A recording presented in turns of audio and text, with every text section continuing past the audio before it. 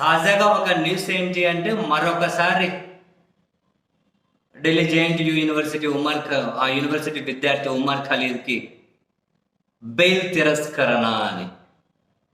ఉమర్ ఖలీద్కి మరోసారి బెయిల్ తిరస్కరణ విద్యార్థికి అని.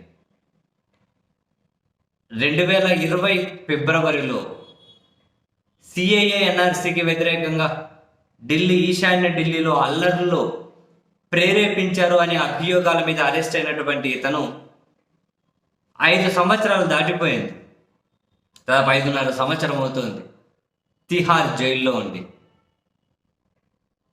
ఇప్పటివరకు బెయిల్ రాలే. That's okay, fine. కనీసం ఇప్పటివరకు ట్రయల్ కూడా స్టార్ట్ అవ్వదు. జస్ట్ ప్రేరేపించారు అనే ఒక ఆరోపణ, అంటే అభియోగం ఇప్పటికి నిరూపితం కాలేదు కదా, జస్ట్ ఒక అభియోగంతో అరెస్ట్. తిహార్ జైల్లో 5.5 సంవత్సరం అయింది ఆయన తిహార్ జైల్లో ఉండబట్టి. Bail reject, okay fine. మరి ట్రయల్ కూడా స్టార్ట్ అవ్వలే. మరి ఎవరు చెబుతున్నారు ఆయన అవును అల్లర్లకు ప్రేరేపించారు అని? ఆయన మీద 2 కేసులు పెట్టారు. ఒకదాని మీద ఎప్పుడో బెయిల్ వచ్చింది, అప్పుడు అరెస్ట్ అయిన నెక్స్ట్ నెలే. ఇప్పుడు ఇంకోటి ఉపాధి చట్టం అట. ఆ చట్టం ప్రకారం ఎవరిని అదుపులోకి తీసుకున్నా ఎన్ని సంవత్సరాలైనా జైల్లోనే ఉండొచ్చు. ఇక్కడ మనం ఒక వ్యక్తి గురించి కాదు మాట్లాడుతున్నది, వ్యవస్థ గురించి, సిస్టమ్ గురించి మాట్లాడాలి.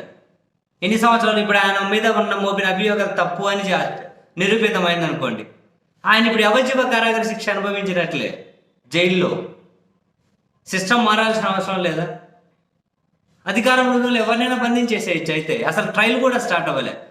ఈ 5.5 సంవత్సరాల్లో 5 మంది వచ్చిపోయారు సుప్రీంకోర్టుకు ప్రధాన న్యాయమూర్తులు. 5 మంది ప్రధాన న్యాయమూర్తులు వచ్చిపోయారు. 5.5 సంవత్సరాల నుంచి తిహార్ జైల్లో ఉన్నారు. ఆ కేసు ట్రయల్ కూడా స్టార్ట్ అవ్వలేదని చెప్పి ఎవరు నోటీస్ కూడా చేయలేదా? ఆశ్చర్యం కలిగించదు?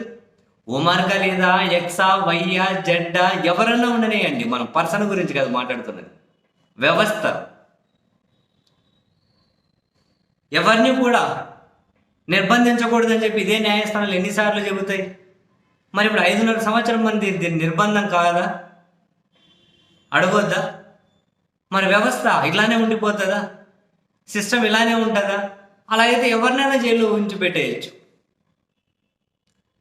ఆయన మీద అభియోగాలు నిజమైతే అవును భారతదేశ చట్టాలు ఏం చెబితే అవసరమైతే ఉరిశిక్ష తీయండి, ఏదన్నా మరి స్టార్ట్ అవ్వాలి కదా ప్రాసెస్. ఇప్పటివరకు ట్రయల్ కూడా స్టార్ట్ అవ్వకపోవడం ఏంటి? ట్రయల్ స్టార్ట్ అయ్యింది లేదా అన్న విషయంగానే సుప్రీంకోర్టు ప్రధాన న్యాయమూర్తులు గమనించారో లేదో తెలియడం లేదు. ఆయన బిల్ రిజెక్ట్ చేస్తున్నారు, ఫైన్.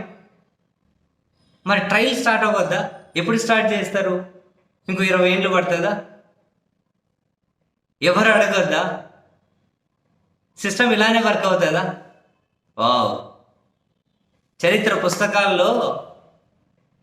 పుస్తకాలు ఇటువంటి సంఘటనల గురించి, న్యాయస్థానంలో జరిగే ఇటువంటి న్యాయం గురించి ఖచ్చితంగా ఏదో ఒక పుస్తకాల్లో రాసి పెట్టాలి. ఎందుకంటే విద్యార్థులు తెలుసుకొని కొన్ని జాగ్రత్తలు పాటించాలి కదా, ఈ సిస్టమ్ గురించి తెలుసుకోవాలి కదా. రాబోయే తరాలలో తెలుసుకోవాలంటే విద్యార్థి దశలోనే ఇటువంటి కొన్ని కేసులు రెఫరెన్స్గా తీసుకొని కనీసం ట్రయల్ కూడా లేకుండా 5.5 సంవత్సరం పైన నుంచి ఏ విధంగా తిహార్ జైల్లో ఉంచేశారో ఇంకెన్ని సంవత్సరాలు పడుతుందో తెలియదు. ఏ మీడియా మాట్లాడదు, ఏ రాజకీయ పార్టీ మాట్లాడదు, ఏ హక్కుల వాళ్ళు పెద్ద మాట్లాడినా పట్టించుకునే వాళ్ళు లేరు. అంతేనా? ఇంకా మోపిన అభియోగాలు నిజమా? ఎవరు తేల్చాలి అంటున్నా. అవునా, ఆయన మీద నమోదైన అభియోగాలు నిజమని తేల్చడం కోసం ఒక ట్రయల్ స్టార్ట్ చేయండి.